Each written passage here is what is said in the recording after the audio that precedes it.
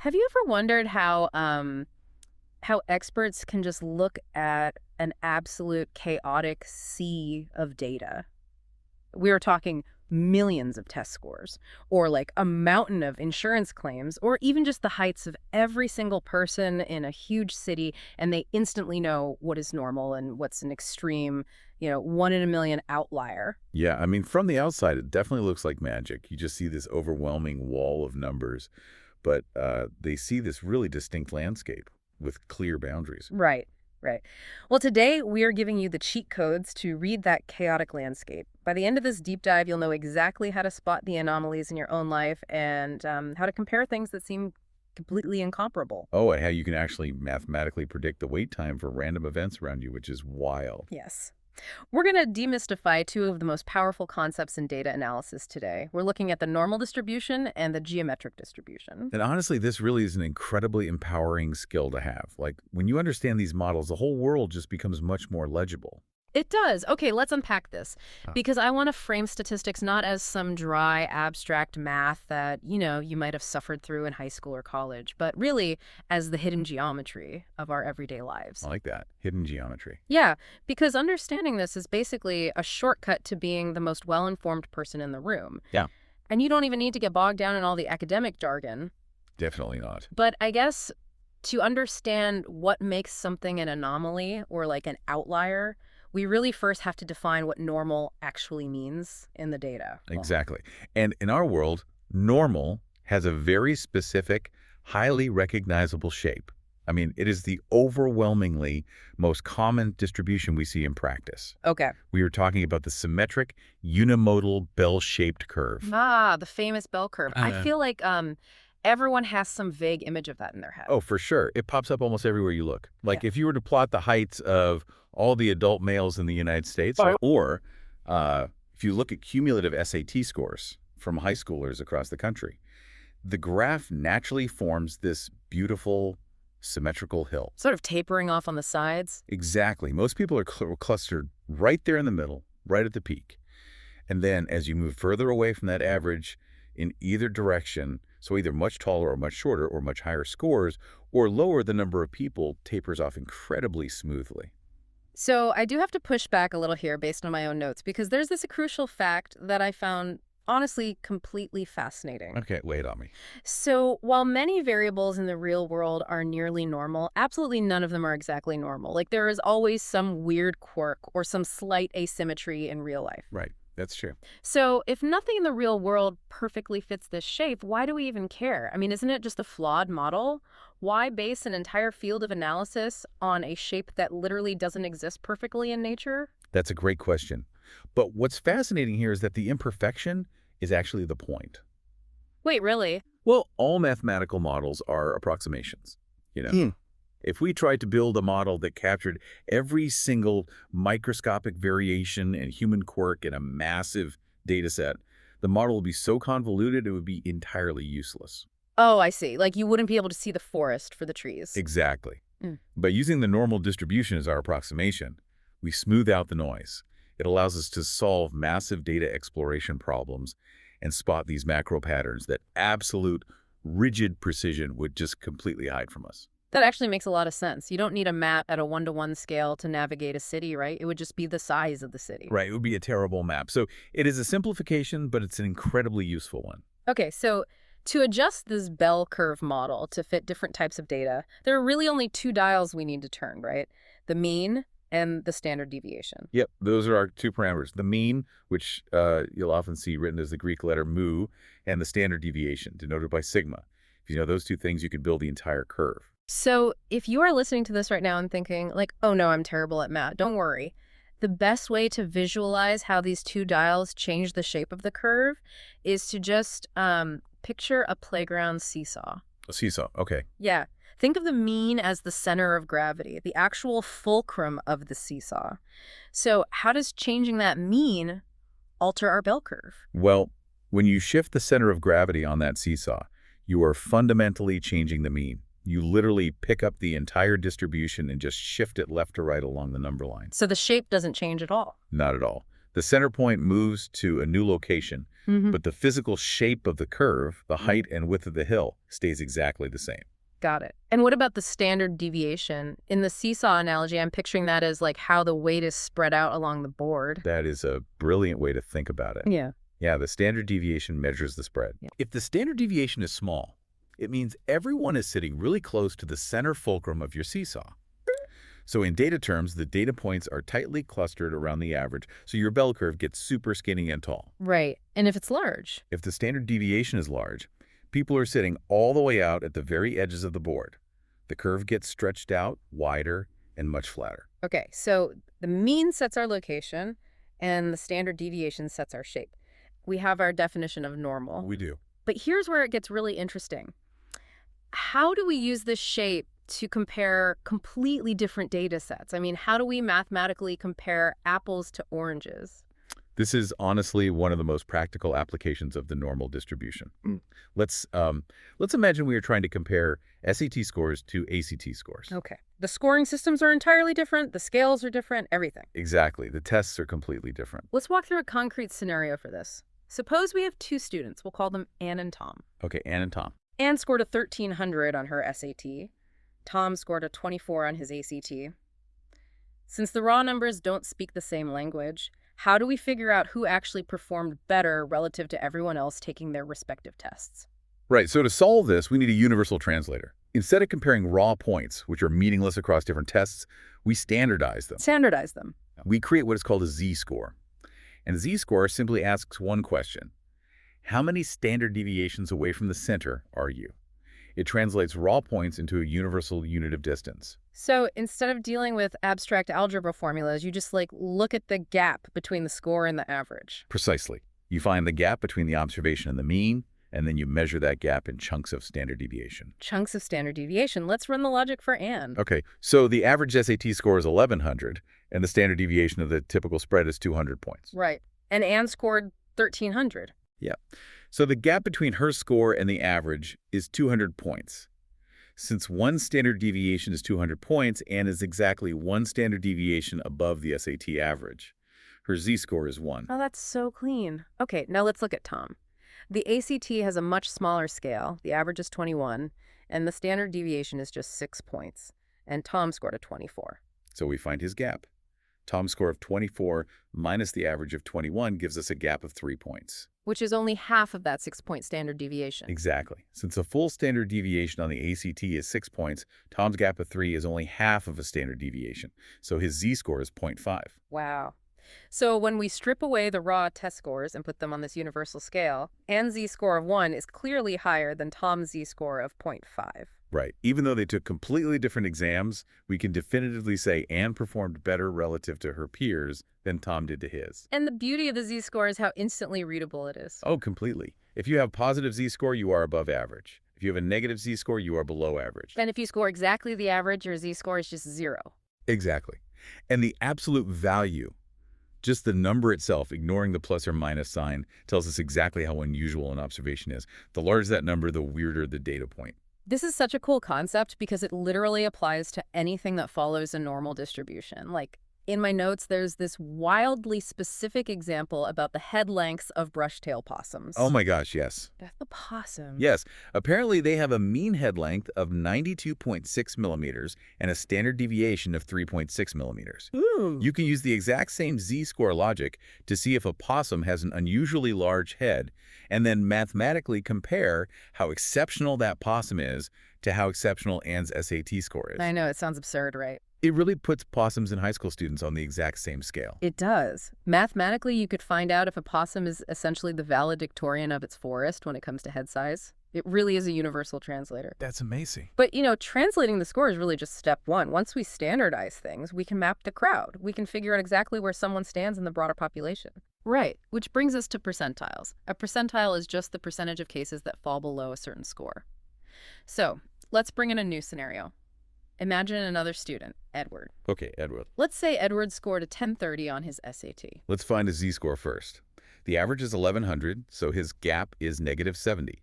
He's 70 points below average. Okay, and we divide that by our 200-point spread. Exactly, and Edward sits at a z-score of negative 0.35. so he is slightly below average. Now, how do we turn that negative 0.35 into an actual percentile? Like, if I am Edward, how do I find out what fraction of people scored lower than me? To do that, we look for what statisticians call a tail area. I want you to visualize that bell curve again. Okay, I have the hill in my head. Find Edward's position just slightly to the left of the center. Now imagine taking a bright yellow highlighter and coloring in the entire left side of that bell shape, starting from the far left edge and stopping exactly where Edward's score is. Okay, so a puddle of highlighter on the left. That highlighted puddle is your tail area. It represents all the people who scored lower than him. And I'm assuming nobody actually calculates the volume of that highlighted puddle by hand with, like, calculus. Oh, thankfully, no. In practice, we use statistical software, graphing calculators, or probability tables. The software tells us that the highlighted area for Edward is roughly 0.36. Okay, meaning he is at the 36th percentile. He scored better than about 36% of the people who took the test. Exactly. And if Edward wanted to know how many people scored better than him, he just takes that 36% and subtracts it from 100%. The math is very elegant. It really is. Huh. But there is a golden rule here that every expert seems to swear by before they ever touch a calculator or open a software program. Oh, yeah, the cardinal rule of probability. Always draw a picture first. Always sketch the bell curve, mark the center, mark your point of interest, and physically shade in that area you are trying to find. I've always wondered about this. Why is a hand-drawn sketch so crucial when we have high-powered software that can just spit out the exact answer in a millisecond? Because human intuition around probability is notoriously terrible. Yeah. Oh yeah, it is so incredibly easy to punch numbers into a program and get a result.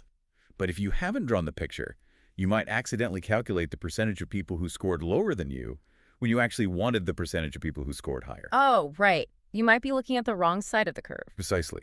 Drawing the curve and physically seeing where that highlighted puddle sits forces you to anchor your logic in reality before you trust the machine. Okay, so software is great for exact percentiles when we need absolute precision. But let's say you're listening to this and tomorrow you're in a high-stakes meeting. Okay. You're looking at a dashboard of company data and you want to quickly eyeball if a number is a total anomaly without, booting up software or drawing a graph on a whiteboard. There is an amazing cheat code for this called the 68.89599.7 rule. Yes, also known as the empirical rule, is a vital rule of thumb for anyone who deals with numbers. Here's how it breaks down. Roughly 68% of all data in a normal distribution falls within one standard deviation of the mean. Then 95% of data falls within two standard deviations. And a massive 99.7% of data falls within three standard deviations. If we bring this into the real world, this rule is a statistical superpower. It provides instant, on-the-fly context for human judgment. How so? Well, imagine your business typically processes 10,000 orders a day. Suddenly, you get a day that is 4 standard deviations below your mean. Which, mathematically, is about a 1 in 15,000 chance. Exactly. You don't need to call a team meeting to debate if sales are just a little slow. You don't need a dashboard. The math is screaming at you that this is an extreme anomaly. Wow, okay. And if you see a metric drop 6 standard deviations away, you are looking at an event with a 1 in 500 million probability. Wait, 1 in 500 million? Yes. So your website is fundamentally broken or the servers are literally on fire. You can look at a number and instantly diagnose the severity of the situation. That is incredibly practical. So we've spent all this time mapping our place on the bell curve, finding where we sit in the crowd. But the normal distribution is mostly for continuous things, right? Like heights, test scores, daily sales. Yeah, generally speaking. What if we want to measure something completely different? What if we want to measure time or predict how long we have to wait for a specific event to happen? That requires a totally different mindset. We leave the continuous landscape of the normal distribution and enter the realm of the geometric distribution. Right. And to understand the geometric distribution, we first have to talk about a Bernoulli random variable. It sounds like complex jargon, I know. It does, but it's actually the simplest concept we've covered today. It's really just any scenario that has only two possible outcomes. Mathematically, they get labeled as success and failure. Flipping a coin is the purest example of this. Heads is a success, tails is a failure. But it applies to any binary scenario in life. Like catching a green light versus a red light? Exactly. Or making a free throw versus missing it. We denote the probability of a success with the letter P. Let's use a real-world scenario here regarding health insurance. Okay. Suppose an insurance company knows that 70% of the people they insure will stay below their deductible for the year. Right. The company decides to call staying below the deductible a success, so P equals 0.7, which naturally means the chance of failure, someone actually exceeding their deductible, is 0.3. Now we have our binary setup. The geometric distribution takes these trials and asks a deeply relatable question. How many times do we have to try, or how long do we have to wait to observe the very first success? I have to playfully push back on the terminology for a second here. I'll go for it. Isn't calling an insurance claim a success or a failure incredibly arbitrary? I mean, from a patient's perspective, finally getting to use your health insurance because you met your deductible might feel like a huge relief, but the insurance company labels it a failure because it costs them money. That highlights a really profound reality about applying mathematics to human systems. Yeah. The math is completely indifferent to human labels. It literally does not care about our feelings or our definitions. Oh, wow, okay. You could flip the labels entirely. You could define hitting the deductible as the success with a probability of 0.3. Oh, I see. As long as you are mathematically consistent, the geometric distribution will still accurately tell you exactly how long you will have to wait to see that specific event occur.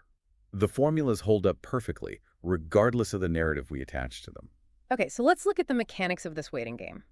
Imagine an insurance auditor is randomly pulling patient files from a massive cabinet looking for just one person who didn't exceed their deductible. Okay, they're looking for our 0.7 success. Exactly. What is the chance they find that success on the very first file they pull? Well, it's just our probability of PA 70% chance. But what happens if they don't find it right away? What is the chance that the first success is the third file they pull? For that to happen, a very specific chain of events must occur. The first file has to be a failure, and the second file has to be a failure, and the third file is finally the success. I like to think of it like rolling a die over and over until you hit a 6.